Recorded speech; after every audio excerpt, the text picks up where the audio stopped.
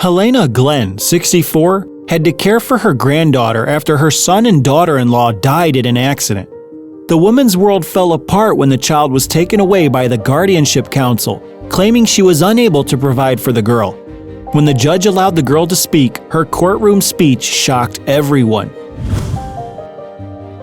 The Glenns were not your typical family. The woman, her husband, and their 4-year-old daughter lived in Yellowknife, a small town in Canada's mountains.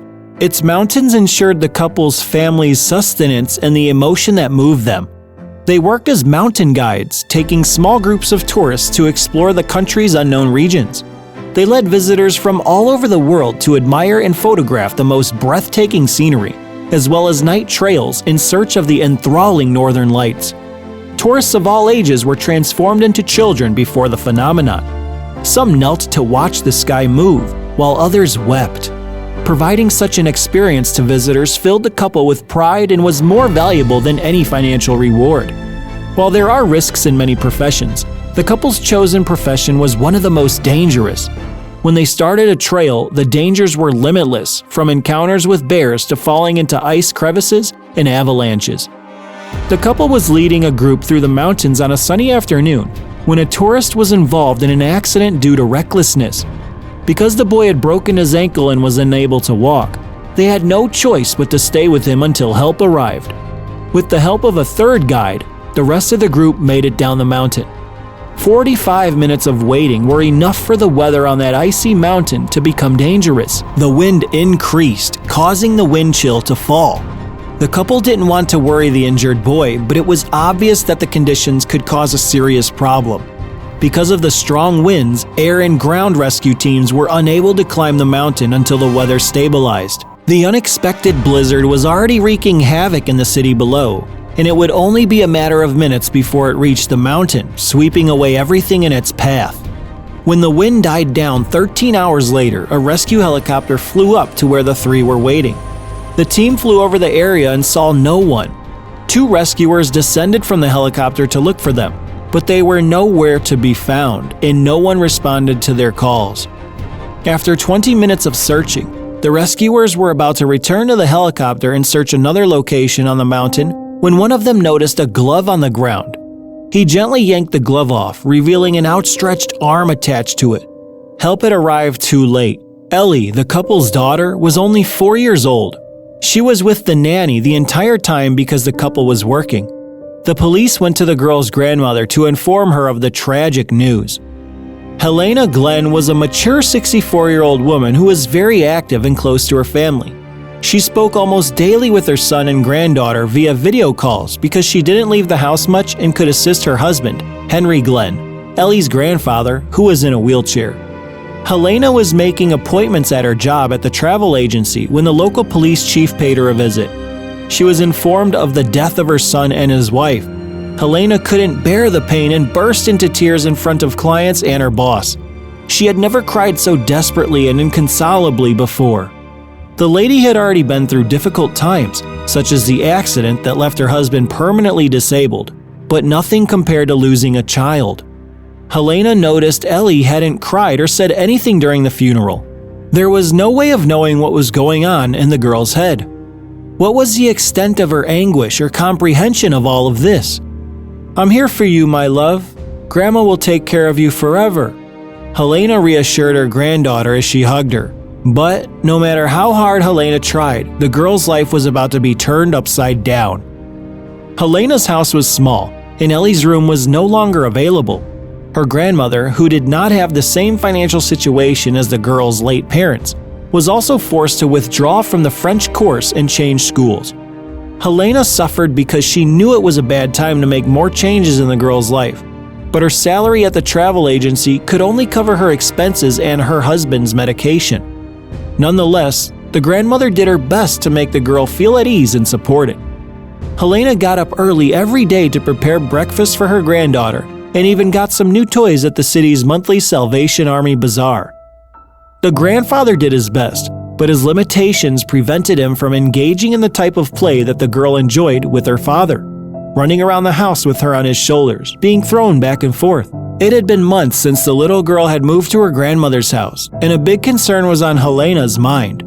It would soon be a year since her arrival, and she hadn't said anything. I mean, Amber, I'm very concerned about this. Helena expressed concern to her coworker. Amber assumed that silence was normal for a 4-year-old. It has to be her way of dealing with the trauma. Poor thing, isn't it? Asked the woman, but Helena's thoughts were interrupted.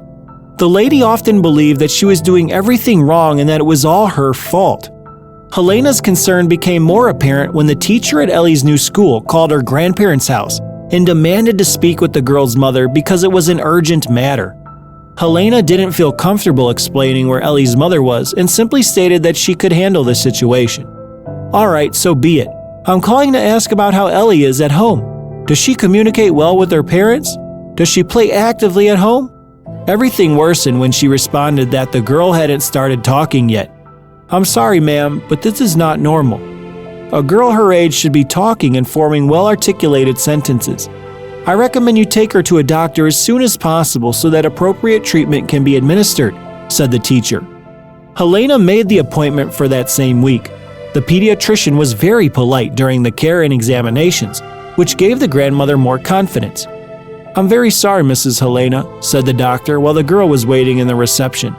But Ellie's symptoms are very similar to that of a child suffering post-traumatic stress. Her physical health is perfect, but what happened to her parents was a tragedy that we cannot ignore. Helena was terrified of this. She wanted to know what she could do to help her granddaughter improve her speech and become the sociable young lady she used to be. The doctor advised her to give Ellie her full attention for the time being. He asked that she keeps talking to the little girl, always encouraging her, even when she didn't respond. As a result, she may become more comfortable speaking in the future. He also suggested that she sees a psychologist on a regular basis. Everything appeared to have a solution, but Helena quickly realized she would need 2 things she lacked: time and money. Giving Ellie her undivided attention would take time away from her workday, and the psychologist appointments would cost money, putting the grandparents in debt. Helena told her husband about what was going on and stated that she didn't know how to fix it. Henry assured her that they would figure it out. I'll get a job if I have to. I know no one wants to hire an elderly man in a wheelchair, but I can try. Our granddaughter needs us, and we've been through it all, Helena. That is not what will bring us down, exclaimed the man, confidently holding his wife's hand. Helena perked up when she saw Henry's demeanor. In reality, however, things were far worse. The grandparents struck a balance between talking to their granddaughter and giving her space, encouraging her to the best of her abilities. They went out of their way to make Ellie feel not only at ease, but also loved and safe. Although they adored the girl, trying to get her to express herself was exhausting. She was, however, making small strides. Helena could tell the girl was eager to express herself. Helena and Henry were prepared to give up everything for their granddaughter.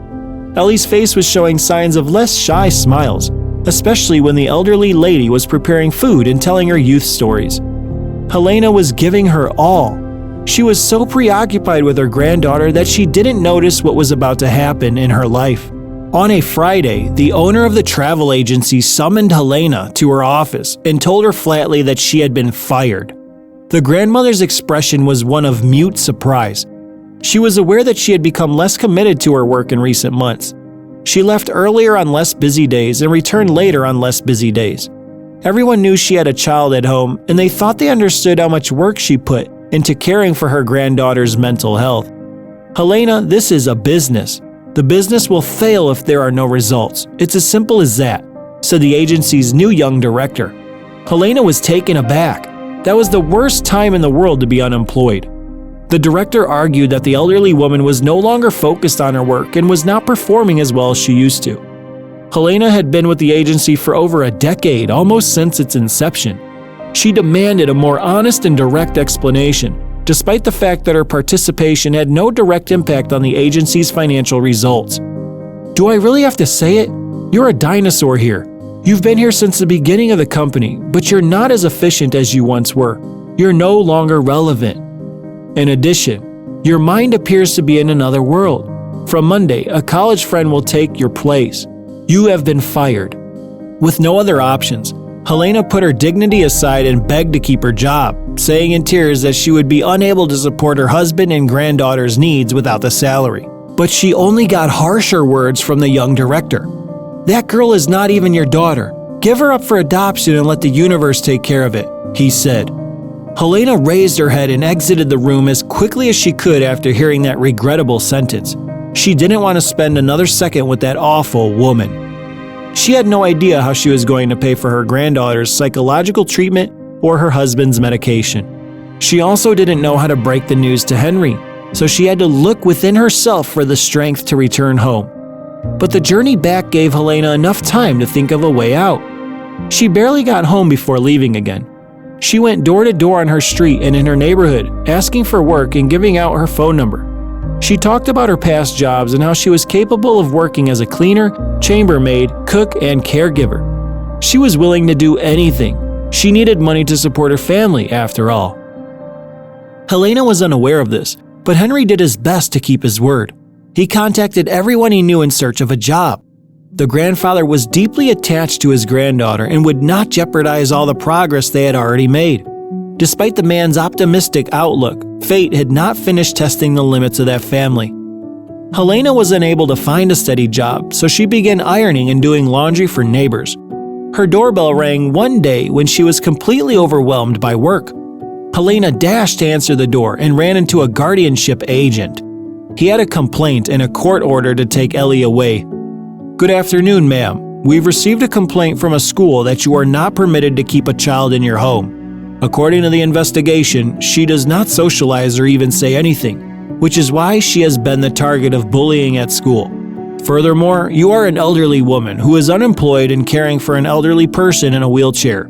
It only seems a matter of time before this child runs out of food and clothing. We will continue our investigations, but we are here to take the child to a suitable shelter as a precaution. You will be able to appeal this decision in court, but in the meantime, she will be safe with us," said the agent. Helena's entire body shivered, and she became paralyzed for a few seconds. She tried to physically place herself between the officer and Ellie, but was stopped by a second officer. Ellie remained silent, reinforcing the allegation that she was neglected there. As a result, the girl was taken away by the guardianship agent. Ellie's look at her grandmother was pleading. The girl didn't want to go. Helena was distraught. When Henry awoke from his nap, he was taken aback by the news and burst into tears beside his wife. He had no words to console his wife. He could only hire a public defender and fight to get his granddaughter back. The weeks that followed were colorless and empty. Everything seemed to have ended overnight. "I will not let them take my granddaughter away from me. I know I can't do everything the way I'd like to, but I was on the right track. Ellie needs me just as much as I need her, and I will prove it to whoever it is," Helena told herself as she prepared for the hearing in 2 hours. She told the judge her entire story in court, from her son's death in the tragic mountain accident to her dismissal from the travel agency and the arrival of officials on her doorstep. The judge called Ellie and addressed her before making his decision. "Hello, little girl, how are you? How were you treated at Grandma and Grandpa's house?" However, all that could be heard in the room was silence. Ellie kept a straight face for the judge. He leaned over, shaking his head, unsure what to do. He then decided to throw another question to little Ellie. "Do you love your grandmother? This lady sitting up front?" The girl lowered her head and remained silent.